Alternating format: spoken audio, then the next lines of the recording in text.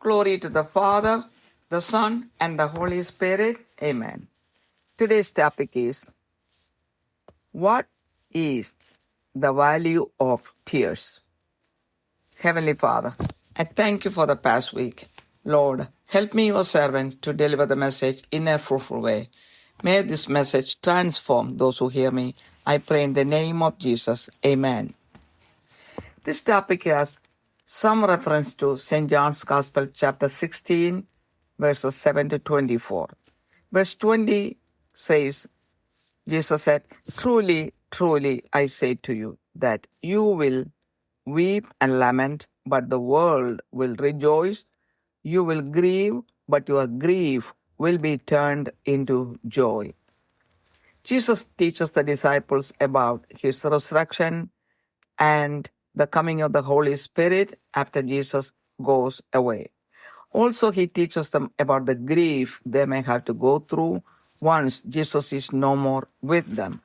But he promises that their grief will be turned into joy when he resurrects and when the Holy Spirit comes.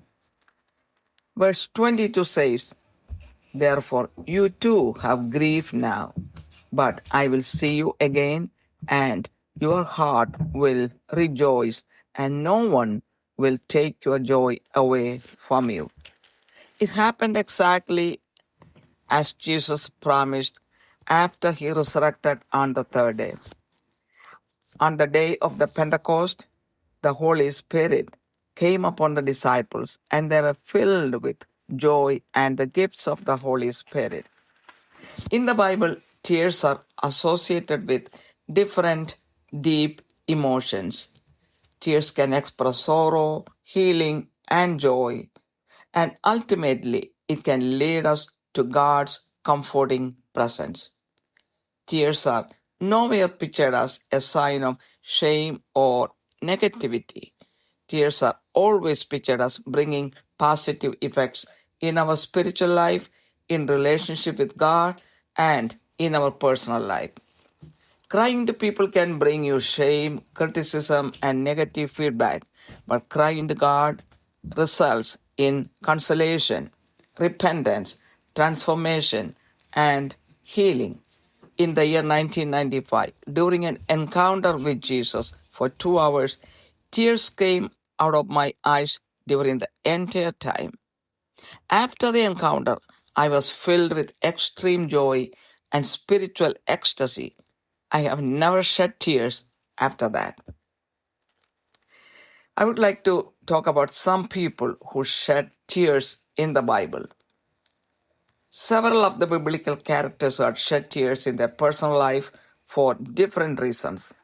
After shedding tears, all of them had received positive energy or blessing from God or a new life with God. Tears are part of every warrior's journey. First, Jesus. In St. Luke's Gospel, chapter 19, verse 41, we see that when Jesus approached Jerusalem, he thought about everything that might happen to the city and the people in the future and wept. He felt bad that if they had believed and accepted Jesus, several of their sufferings could have been eliminated. Out of his compassion for them, he wept.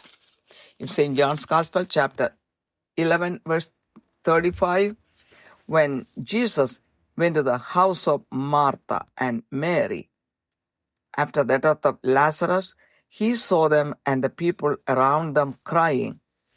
He was deeply moved in spirit and he wept. Even though he knew that Lazarus would be raised from the dead, he was deeply troubled by the sorrow Martha and Mary had to go through. Jesus could have avoided that death and suffering if he had come earlier to heal him. Jesus knew that it was necessary to come after his death to reveal the glory of God and to increase the faith of the Jews. The tears of Jesus show his empathy and compassion. Next, Hagar and Ishmael in Genesis chapter 21. After Abraham sent Hagar and Ishmael out of the house, they went through the wilderness. After the food and water was finished, Hagar left Ishmael under one of the bushes. She sat down a little far from him, lifted her voice, and wept, saying that she did not want to see the boy die. She cried out of her love for the son and for being helpless. God heard the cry of Ishmael. The angel of God called Hagar from heaven and said to her that God had heard the cry of the lad and that God would make a great nation of him. Then God opened her eyes and she saw a well of water for her to drink and collect. Again, we see another person, Jonah, in chapter 2 of the book of Jonah. We see when Jonah was in the stomach of the whale, he prayed to the Lord and cried out for help. He admitted his disobedience to the Lord and offered to do sacrifices to the Lord. It was a cry of repentance, spiritual renewal, and growth. Then the Lord commanded the fish, and it vomited Jonah to the dry land. Hannah in 1 Samuel chapter 1. She did not have a baby, and she prayed in the house of the Lord one day. In verse 10, she greatly distressed, prayed to the Lord, and wept bitterly. She cried out of her helplessness and faith in God. She vowed to the Lord that if a son was born to her, she would offer him to the Lord. Eli, the priest, blessed her and sent home. God heard her prayer and saw her tears, and in a year Samuel was born to her. Next, about David. Jonathan, son of Saul, loved David so much that he tried his best to save David from being killed by his father. When David realized Jonathan's love for him, we see in 1 Samuel chapter 20, verse 41, David fell on his face to the ground and bowed 3 times. Then they kissed each other and wept together. But David wept the more. They cried out of their love for each other. The Amalekites did a raid on Ziklag and Negev and carried away the women and children as captives, including David's 2 wives. In 1 Samuel chapter 30, verse 4, then David and the people who were with him lifted their voices and wept until there was no strength in them to weep. He cried out of his helplessness and disappointment. Verse 6, but David strengthened himself in the Lord his God. His tears gave him consolation and strength. In the book of Nehemiah, chapter 1, verses 3 and 4, we see that when Nehemiah was in Babylonian captivity, he heard that the wall of Jerusalem was broken down, the gates were burned with fire, and that those who survived the captivity were in great distress. When he heard this, he sat down, wept, and mourned for days. He fasted and prayed before the God of heaven. He cried out of his love and patriotism. God answered his prayer. He was the cupbearer of the king.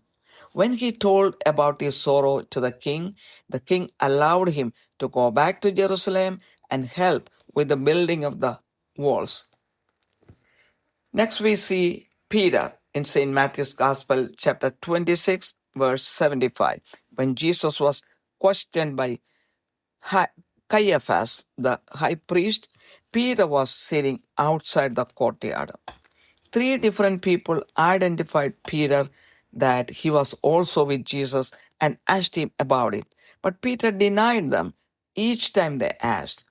Then he remembered the words of Jesus that before the rooster crowed, he would deny Jesus 3 times. He went out and cried bitterly. Out of fear, he denied Jesus. When he realized the seriousness of what he had done, he repented and cried. As Jesus knew his heart, he might have forgiven him immediately.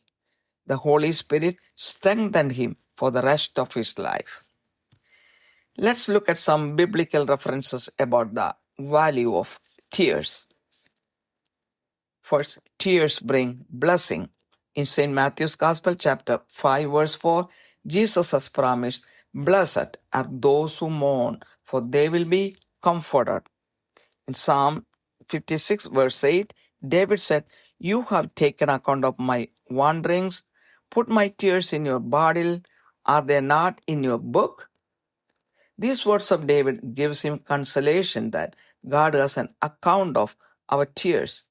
In the end of the psalm, David praises God for the deliverance given to him. Also, he emphasizes his trust in God. Next, God's help during tears. In Isaiah chapter 43, verse 2, it says, "When you pass through the waters, I'll be with you. And when you pass through the rivers, they will not sweep over you. When you walk through the fire, you will not be burned. The flames will not set you ablaze." Through this verse, God promises that in every trial, God is with us and that we are not alone. In every situation, God walks beside us, ready to comfort and protect us. In 2 Corinthians chapter 1, verses 3 and 4, it says, "Praise be to the God and Father of our Lord Jesus Christ, the Father of compassion and the God of all comfort, who comforts us in all our troubles, so that we can comfort those in any trouble." Tears are not just expressions of sadness only, but a way to improve our intimacy with God. God comforts us in our tears, and then we will become strong enough to comfort others. It is my life experience too. Next, tears bring healing. Psalms 147 verse 3 says, "He heals the brokenhearted and binds up their wounds." Our tears can reveal our brokenness, but God will be right there to mend our wounds. St. Matthew's Gospel, chapter 11, verse 28, Jesus says, "Come to me, all you who are weary and burdened, and I will give you rest." Jesus invites those who bear heavy burdens to approach Him for rest and relief. He will carry our burdens and give us peace. I have been experiencing that relief for the past 30 years after my encounter with Jesus. In Psalm 30, verse 2, it says, "O Lord my God, I cried to you for help, and you healed me." In Psalm 34, verse 18, it says, "The Lord is close to the brokenhearted and saves those who are crushed in spirit." Our tears indicate our brokenness, and it is in those moments that we find God closest to us. Next, God hears our cry. Psalm 40 verse 1 says, I waited patiently for the Lord, and He inclined to me and heard my cry." God's ears are so sharp that He can hear our every cry. Psalm 30 verse 5 says, "For His anger is but for a moment, His favor is for a lifetime."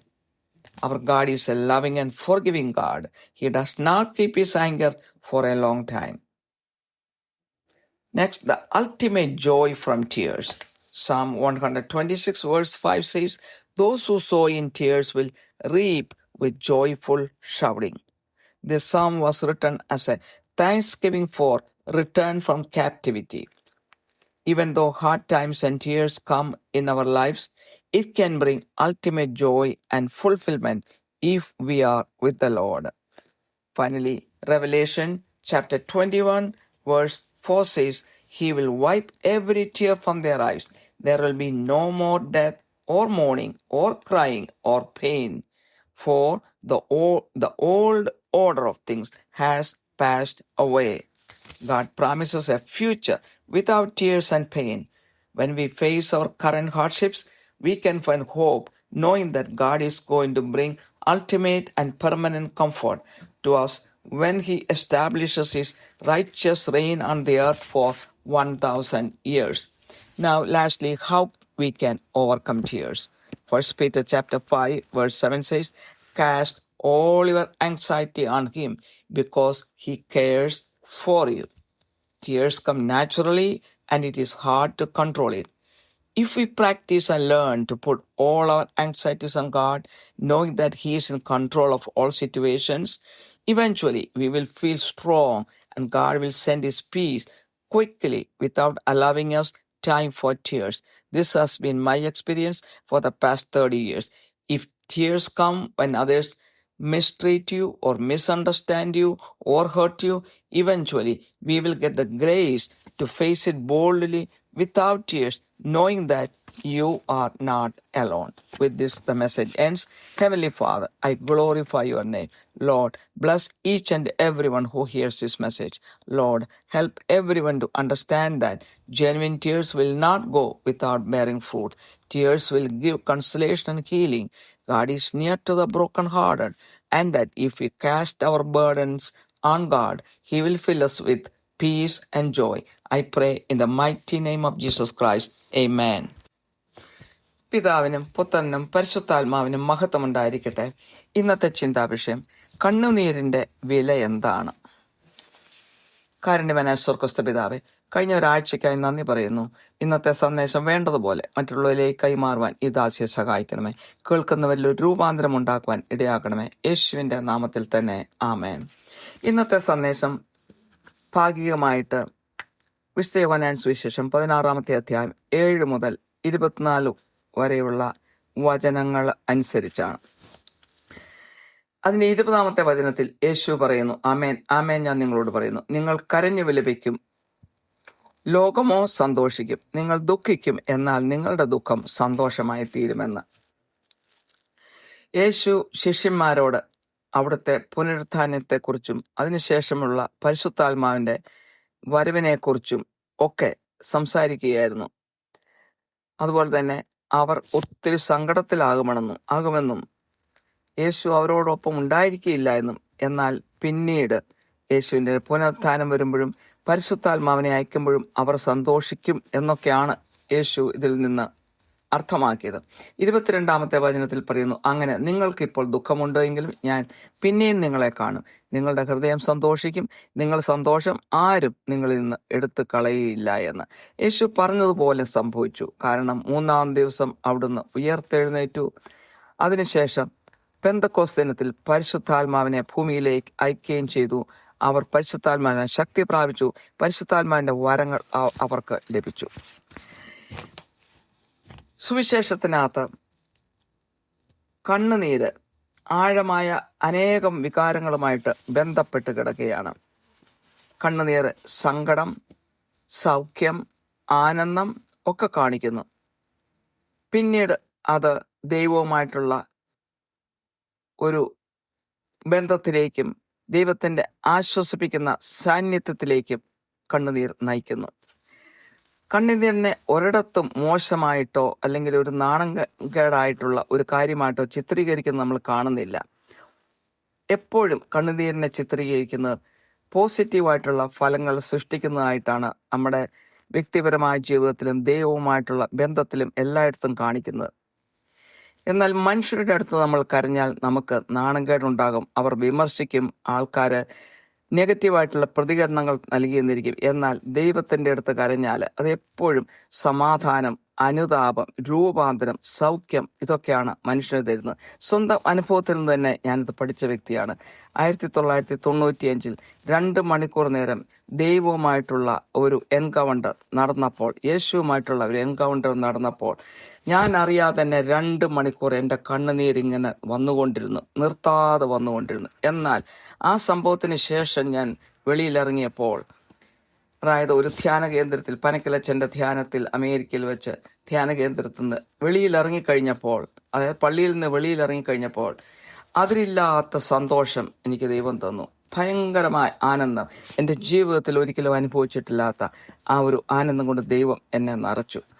അപ്പോൾ കണ്ണുനീര് പാഴായി പോകുന്നതല്ല എന്ന് എനിക്ക് സ്വയം മനസ്സിലാക്കിയ ഒരു വ്യക്തിയാണ് ഞാൻ. ഇനി സുവിശേഷത്തിൽ കണ്ണുനീർ പൊഴിച്ച ഏതാനും വ്യക്തികളെ കുറിച്ച് നമുക്ക് കാണാം. ഒന്നാമതായിട്ട് യേശു, വിശുദ്ധ ലൂക്കായുടെ സുവിശേഷം 19 നമ്മൾ കാണുന്നു, ജെറുസലേമിനോട് അടുത്തപ്പോൾ വരാൻ പോകുന്ന കാര്യങ്ങൾ ഓർത്ത് യേശു കരഞ്ഞുവെന്ന്. യേശുവിൻ്റെ ഉള്ളിലുണ്ട്. യേശുവിനെ അവർ അംഗീകരിച്ചിരുന്നെങ്കിൽ, സ്വീകരിച്ചിരുന്നെങ്കിൽ ഈ സഹനങ്ങളൊന്നും അവരുടെ മേൽ വരികയില്ലായിരുന്നല്ലോ എന്നോർത്ത്, ഭാവിയിൽ വരാൻ പോകുന്ന അവരുടെ കഷ്ടതയോർത്ത് അവരോടുള്ള സ്നേഹം കൊണ്ടാണ് യേശു അവിടെ കരഞ്ഞത്. യോഹന്നാൻ സുവിശേഷം 11:35 നമ്മൾ കാണുന്നു, യേശു മാർത്തായുടെയും മറിയത്തിൻ്റെയും വീട്ടിലേക്ക് ചെന്ന സമയത്ത്, അതായത് ലാസറിന്റെ മരണശേഷം ചെന്നപ്പോൾ അവിടെ കൂടിയിരിക്കുന്ന ജനങ്ങളെല്ലാം കരയുകയാണ്. മാർത്തായും മറിയവും കരയുകയാണ്. അപ്പോൾ മനസ്സ് കലങ്ങി യേശുവും അവരോടൊപ്പം കരഞ്ഞു. യേശുവിനറിയാമായിരുന്നു ലാസറിനെ ഉയർപ്പിക്കും എന്നുള്ളത്. യേശു വന്നില്ലായിരുന്നെങ്കിൽ, അതായത് നേരത്തെ ചെന്നിരുന്നെങ്കിൽ ലാസർ മരിക്കുകയില്ലായിരുന്നു, അവർ കരയേണ്ടി വരികയില്ലായിരുന്നു എന്ന് യേശുവിനറിയാമായിരുന്നു. പക്ഷേ ഇങ്ങനെയൊക്കെ സംഭവിക്കണമായിരുന്നു. കാരണം ദൈവ മഹത്വം വെളിപ്പെടണമായിരുന്നു. തന്നെയുമല്ല, യഹൂദരുടെ വിശ്വാസം കൂടുതലായിട്ട് വർദ്ധിക്കുകയും ചെയ്യണമായിരുന്നു. അപ്പോൾ ഇങ്ങനെയൊരു അത്ഭുതം അവിടെ നടക്കേണ്ടത് ആവശ്യമായിരുന്നു. അപ്പോൾ യേശുവിന്റെ കണ്ണുനീരിൽ നിന്ന് ആ സഹാനുഭൂതിയാണ് നമ്മൾ കാണുന്നത്. ഇനി ഹാഗാറിന്റെയും ഇഷ്മയാലിന്റെയും ജീവിതത്തിൽ ഉൽപ്പത്തി പുസ്തകത്തിന്റെ 21 അധ്യായത്തിൽ നമ്മൾ കാണുന്നു, എബ്രഹാമിന്റെ വീട്ടിൽ നിന്നും പുറപ്പെട്ടു പോകേണ്ട സാഹചര്യം വന്നപ്പോൾ ഹാഗാറും ഇസ്മയിലും അവിടെ മരുഭൂമിയിൽ കൂടി നടന്നു പോകുമ്പോൾ അവരുടെ കയ്യിലുണ്ടായിരുന്ന ഭക്ഷണവും വെള്ളവും എല്ലാം തീർന്നു. ആ മകൻ മരിക്കുമെന്നൊരു തോന്നൽ വന്നപ്പോൾ മകനെ ഒരു ചെടിയുടെ ചുവട്ടിൽ കിടത്തിയിട്ട് മാറി നിന്ന് ഹാഗാർ പൊട്ടിക്കരയുകയാണ്. കാരണം ആ മകൻ മരിക്കുന്നത് കാണുവാനുള്ള ശക്തിയില്ലായിരുന്നു. എന്നാൽ അതേസമയം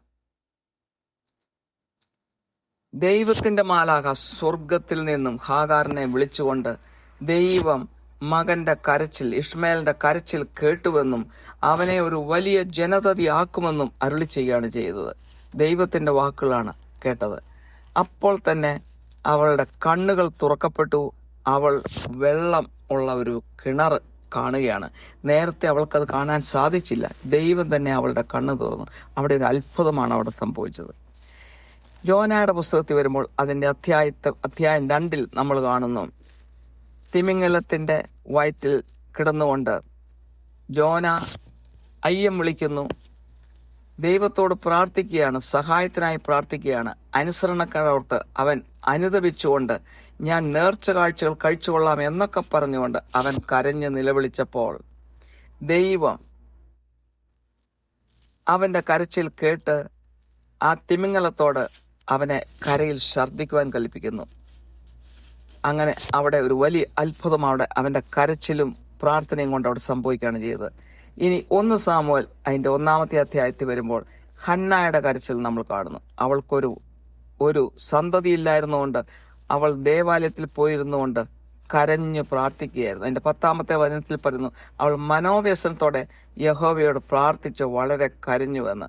അവളുടെ നിസ്സഹായതയിലും ദൈവത്തോടുള്ള വിശ്വാസത്തിലുമാണ് അവൾ കരഞ്ഞത്.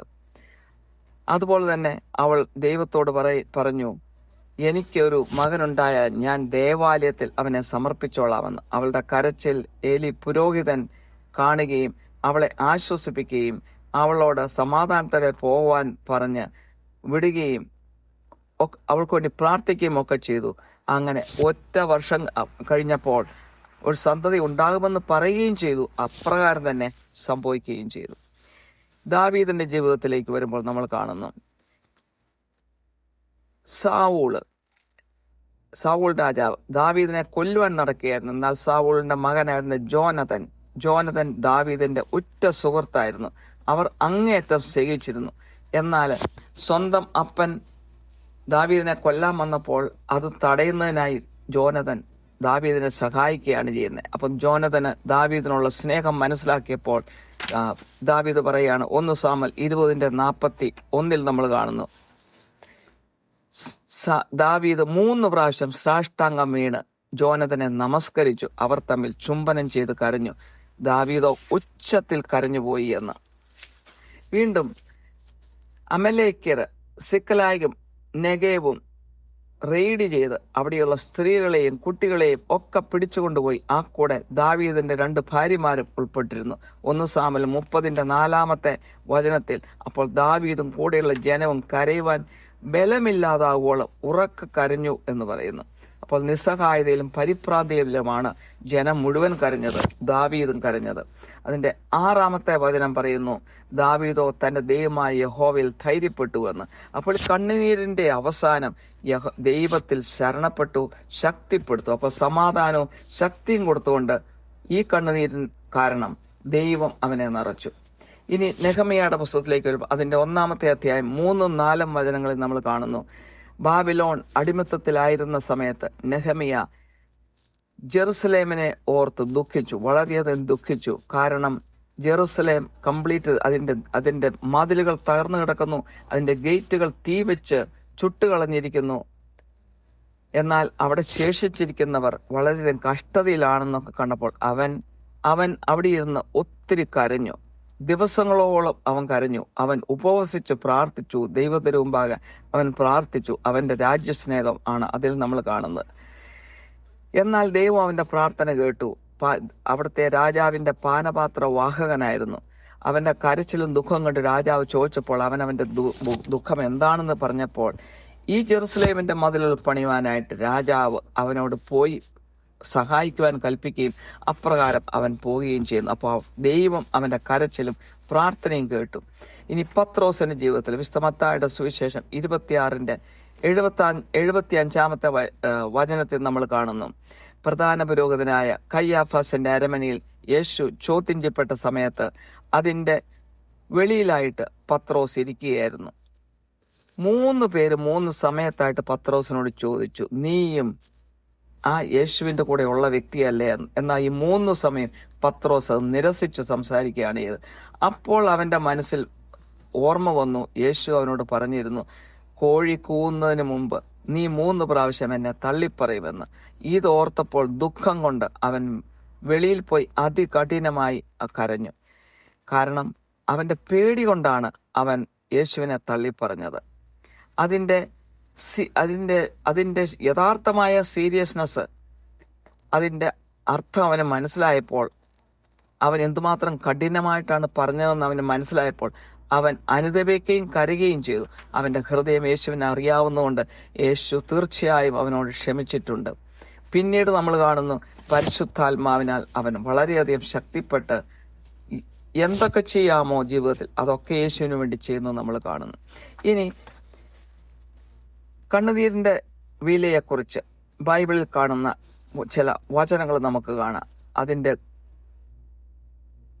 പല ഗുണങ്ങൾ എന്താണ്, കണ്ണുനീരിന്റെ ഗുണങ്ങൾ എന്താണെന്ന്. കണ്ണുനീര് ജീവിതത്തിൽ അനുഗ്രഹം കൊണ്ടുവരുമെന്ന് നമ്മൾ ചില വചനങ്ങളിൽ കാണുന്നു. വിശുദ്ധ മത്തായിയുടെ സുവിശേഷം 5:4 യേശു പറഞ്ഞു, ദുഃഖിക്കുന്നവർ ഭാഗ്യവാന്മാർ, അവർക്ക് ആശ്വാസം ലഭിക്കും. സങ്കീർത്തനം 56:8 ദാവീദ് പറഞ്ഞു, നീ എന്റെ ഉഴൽച്ചകളെ എണ്ണുന്നു, എന്റെ കണ്ണുനീർ നിന്റെ തുരുത്തിയിലാക്കി വയ്ക്കണമേ, അത് നിന്റെ പുസ്തകത്തിൽ ഇല്ലയോ എന്ന്. അപ്പോൾ കണ്ണുനീരിന്റെ കണക്ക് ദൈവത്തിന്റെ കയ്യിലുണ്ടെന്നുള്ള ഒരു സമാധാനം കൊണ്ട് ദൈവം ദാവീദിനെ നിറയ്ക്കുകയാണ് ചെയ്യുന്നത്. ആ സങ്കീർത്തനത്തിന്റെ അവസാനം ദാവീദ് വിടുതലിനെ ഓർത്ത്, ദൈവം തന്ന വിടുതലിനെ ഓർത്ത് ദൈവത്തെ സ്തുതിക്കുന്നു. അതുപോലെ തന്നെ ദൈവത്തിലുള്ള വിശ്വാസത്തെ എടുത്തു പറയുകയും ചെയ്യുന്നുണ്ട്. ഇനി കണ്ണുനീരിന്റെ സമയത്ത് ദൈവം സഹായിക്കും. അതിന് ഉതകുന്ന ഒരു വചനമാണ് ഐസയുടെ പുസ്തകം 43:2 നീ വെള്ളത്തിൽ കൂടി കടക്കുമ്പോൾ ഞാൻ നിന്നോടുകൂടി ഇരിക്കും, നീ നദികളിൽ കൂടി കടക്കുമ്പോൾ അവ നിന്റെ മീതെ കവിയുകയില്ല, നീ തീയിൽ കൂടി നടന്നാൽ വെന്തുപോകുകയില്ല, അഗ്നിജ്വാല നിന്നെ ദഹിപ്പിക്കുകയില്ല എന്ന്. അപ്പോൾ എന്ത് പരീക്ഷണങ്ങൾ ജീവിതത്തിൽ വന്നാൽ നമ്മൾ ഒറ്റയ്ക്കല്ല. എല്ലാ സിറ്റുവേഷനിലും എല്ലാ സാഹചര്യങ്ങളിലും ദൈവം നമ്മുടെ കൂടെ തന്നെയുണ്ട്, നമ്മളെ കാത്തുരക്ഷിക്കും, നമുക്ക് സമാധാനം തന്നുകൊണ്ട് നമ്മളെ വഴി നടത്തുമെന്നുള്ള ദൈവത്തിന്റെ വാഗ്ദാനമാണ് ഇവിടെ നമ്മൾ കാണുന്നത്. 2 കൊറിന്ത്യൻസ് 1:3-4 വചനങ്ങളിൽ കാണുന്നു, മനസ്സലിവുള്ള പിതാവും സർവാശ്വാസവും നൽകുന്ന ദൈവവുമായി നമ്മുടെ കർത്താവായ യേശുക്രിസ്തുവിന്റെ പിതാവായ ദൈവം വാഴ്ത്തപ്പെട്ടവൻ. ദൈവം ഞങ്ങളെ ആശ്വസിപ്പിക്കുന്ന ആശ്വാസം കൊണ്ട് ഞങ്ങൾ യാതൊരു കഷ്ടത്തിലുമുള്ളവരെ ആശ്വസിപ്പിപ്പാൻ ശക്തരാകേണ്ടതിന് ഞങ്ങൾക്കുള്ള കഷ്ടത്തിലൊക്കെയും അവൻ ഞങ്ങളെ ആശ്വസിപ്പിക്കുന്നു എന്ന്. അപ്പോൾ കണ്ണുനീര് വെറും ഒരു സങ്കടത്തിന്റെ ഒരു പ്രകടനം മാത്രമല്ല, നമ്മുടെ ദൈവവുമായിട്ടുള്ള ബന്ധത്തെ, സുഹൃത്ത് ബന്ധത്തെ ശക്തിപ്പെടുത്തുകയാണ് ചെയ്യുന്നത്. ദൈവം നമുക്ക് കണ്ണുനീരിൽ ആശ്വാസം തരുന്നു. അങ്ങനെ നമ്മൾ മറ്റുള്ളവരെ ആശ്വസിപ്പിക്കാൻ കണ്ണുനീർ വഴി ശക്തരാകും. ഇതാണ് എൻ്റെ ജീവിതത്തിന്റെ അനുഭവം. ഇനി കണ്ണുനീര് സൗഖ്യം കൊണ്ടുവരുന്നു. സങ്കീർത്തനം 147:3 പറയുന്നു, മനം തകർന്നവരെ അവൻ സൗഖ്യമാക്കുകയും അവരുടെ മുറിവുകളെ വെച്ചുകെട്ടുകയും ചെയ്യുന്നു. അപ്പോൾ കണ്ണുനീര് തകർച്ചയാണ് കാണിക്കുന്നത്, എന്നാൽ മുറിവുകൾ ദൈവം വെച്ചുകെട്ടും. മത്തായി സുവിശേഷം 11:28 പറയുന്നു, അധ്വാനിക്കുന്നവരും ഭാരം ചുമക്കുന്നവരുമായുള്ളവരെ എല്ലാവരും എൻ്റെ അടുക്കൽ വരുവിൻ, ഞാൻ നിങ്ങളെ ആശ്വസിപ്പിക്കാം എന്ന്. അപ്പോൾ ദൈവം നമ്മളെ വിളിക്കുകയാണ്, യേശു നമ്മളെ വിളിക്കുകയാണ്. ഏത് കഷ്ടപ്പാടും ഉണ്ടെങ്കിലും വിശ്രമവും ആശ്വാസവും അവൻ്റെ പക്കൽ വന്ന് അനുഭവിക്കുവാനായിട്ട്. കാരണം യേശു നമ്മുടെ എല്ലാ ഭാരങ്ങളും ഏറ്റെടുത്തവനാണ്, ഇനിയും ഏറ്റെടുക്കും എന്നുള്ളതിൻ്റെ ഉറപ്പാണ്. ഇതാണ് എൻ്റെ ജീവിതത്തിലുള്ള അനുഭവം.